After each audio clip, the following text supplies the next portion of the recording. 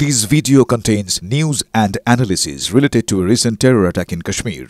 The content may include sensitive visuals and discussions that could be distressing to some viewers. Viewer discretion is advised. We strongly condemn all forms of violence and terrorism. The purpose of the content is solely to inform and create awareness based on verified reports. কারা অবৈধভাবে বাংলাদেশ থেকে এদেশে বসবাস করছে তা এতদিন খুঁজছে প্রশাসন। বাংলাদেশি অনুপ্রবেশকারীরা বঙ্গ রাজনীতির একটা বড় ইস্যুও হয়েছে, অর্থাৎ তাদের নিয়ে সেই ইস্যুতে ভোটের রাজনীতিও হয়েছে। এবার পেহেলগাঁও হামলার পর আমরা দেখছি আরো বড় মাথা ব্যথা হয়ে দাঁড়িয়েছে অবৈধ পাকিস্তানি, অর্থাৎ যারা অবৈধভাবে এদেশে এসে পাকিস্তানের নাগরিকরা এদেশে বসবাস করছে। পাড়ায় পাড়ায় ঘাপটি মেরে রয়েছে পাকিস্তানিরা। কেউ বেআইনি কাজ করছেন তো কেউ সংসার পেতেছেন আধা সেনার সঙ্গে। এদের কেউ আইএসআইয়ের চর নয় তো? এই প্রশ্ন উঠছে কারণ এটা অত্যন্ত জরুরি একটি প্রশ্ন, আর সেই আশঙ্কা আমাদের বাংলাতেও ক্রমাগত বাড়ছে। UEM Jaipur is a perfect target for prospective students aspiring for good jobs, good education with future-ready skills. পাড়ায় ঘাপটি মেরে পাকিস্তানি, আপনি আদৌ জানেন কি? এতদিন দুশ্চিন্তা ছিল অবৈধ বাংলাদেশিদের নিয়ে। পেহেলগাঁও হত্যাকাণ্ডের পর সামনে আসছে আরও বিস্ফোরক তথ্য। দেশ জুড়ে পাকিস্তানিদের ভিড়, পাড়ার লোকই জানে না, প্রশাসনও টের পায়নি এতদিন। দিন কয়েক আগেই এনফোর্সমেন্ট ডাইরেক্টরেটের তদন্তে বেরিয়ে আসে শিউরে ওঠার মতো তথ্য। কলকাতা এয়ারপোর্টের কাছে পরিচয় লুকিয়ে নিশ্চিন্তে থাকছিল এক পাকিস্তানি। বাঁকড়ায় শরাফত আলীর বাড়িতে ভাড়া থাকত অভিযুক্ত আজাদ মল্লিক। পাক নাগরিক আজাদ শতাধিক বাংলাদেশিকে ভারতীয় পরিচয়পত্র তৈরি করে দিয়েছিল। শনিবারই হুগলি থেকে এক পাকিস্তানিকে গ্রেফতার করেছে পুলিশ। চন্দননগরের কুঠির মাঠে পুলিশের জালে ফাতেমা বিবি। 1980 সালে রাওয়ালপিন্ডি থেকে টুরিস্ট ভিসায় চন্দননগরে আসেন ফাতেমা। তারপর হুগলিতে বিয়ে করে সংসার পাতেন। পুলিশের স্পেশাল ব্রাঞ্চের খাতায় নিখোঁজ ছিলেন ফাতেমা। যদিও পরিবারের দাবি ফাতেমা চন্দননগরের ভোটার, ফাতেমার আধার কার্ড, প্যান কার্ডও আছে। উনি এখানে এতদিন ধরে আছেন, হ্যাঁ এখানকার নাগরিক, ওনার মনে হয় ভোটার লিস্টে নাম আছে, সবকিছু আছে। এ যেন হুবহু বাংলাদেশি জঙ্গি সাদ রাডির গল্প। একে বাংলাদেশি তাই জঙ্গি। সেই সাদ রাডির জোড়া ভোটার কার্ড, দুটোই মুর্শিদাবাদে। পাকিস্তানি ফাতেমারও নাম কিভাবে উঠল ভোটার তালিকায়? এমন উদাহরণ আরও আছে। পাকিস্তানি নাগরিক ওসামার সন্ধান মিলেছিল ওয়াঘা বর্ডারে, বাড়ি রাওয়ালপিন্ডিতে, অথচ ভারতে থাকছিলেন 2008 সাল থেকে। সব ভারতীয় পরিচয়পত্র রয়েছে ওসামার, ভোটও দিয়েছেন। 2008 में आए थे, 24/11/2008 में रावलपिंडी इस्लामाबाद। हमने वोट भी कास्ट किया। हमारे हर एक डॉक्यूमेंट्स यहाँ के बने, आधार कार्ड है, इलेक्शन कार्ड है, राशन कार्ड है हमारा। শনিবারই এক জওয়ানকে বরখাস্ত করেছে সিআরপিএফ। কেন? পাকিস্তানি তরুণীকে বিয়ে করার তথ্য গোপন করার অভিযোগ।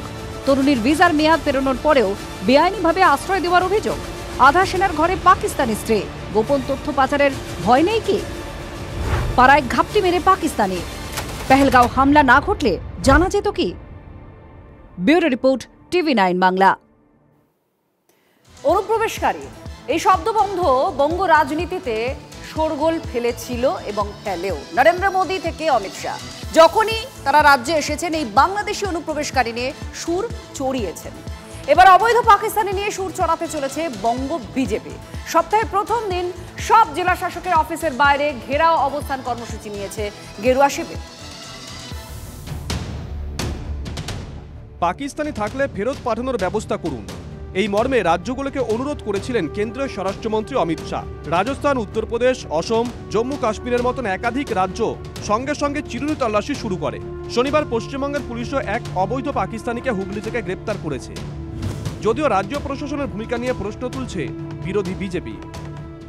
আমাদের কাছে যা খবর, পশ্চিমবঙ্গে লং টার্ম ভিসায় 65 জন পাকিস্তানি রয়েছে। সমস্ত পাকিস্তানিদেরকে ভারতবর্ষ থেকে তাড়াতে হবে।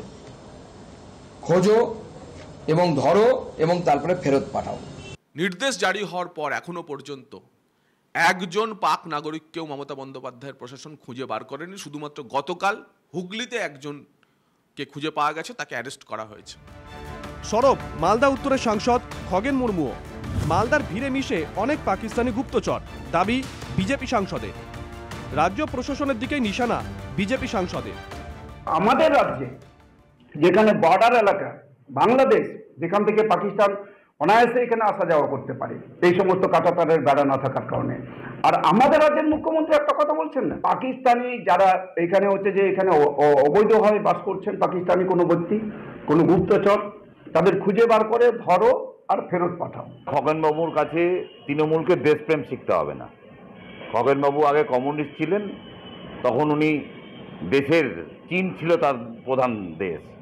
আর বিএসএফকে যথেষ্ট জায়গা দেওয়া হয়েছে। বিএসএফ কন্ট্রোল করে সেন্ট্রাল বাহিনী, রাজ্য সরকার যথেষ্ট সহযোগিতা করে। শুধু অভিযোগ তুলেই ক্ষান্ত নয়, রাস্তায় আন্দোলনে নামছে বিজেপি। সোমবার সমস্ত জেলা শাসকের অফিসের সামনে বিক্ষোভ কর্মসূচি গেরুয়া শিবিরের। প্রত্যেক প্রশাসনিক জেলা কেন্দ্রে পশ্চিমবঙ্গের আমরা বিক্ষোভ সমাবেশ বা অবস্থান বিক্ষোভ এই ধরনের কার্যক্রম করতে চলেছি। বর্ডার পাহারা দেওয়ার দায়িত্ব বর্ডার সিকিউরিটি ফোর্সের, সে বাংলাদেশি হোক, রোহিঙ্গাই হোক, পাকিস্তানি হোক, যারাই অবৈধভাবে বর্ডার ক্রস করবে তাদের দায়িত্ব নিতে হবে বর্ডার সিকিউরিটি ফোর্সকে। ঘেরাও অবস্থানে থাকবেন বিজেপির পরিচিত মুখরাই। Bureau report, TV9 Bangla.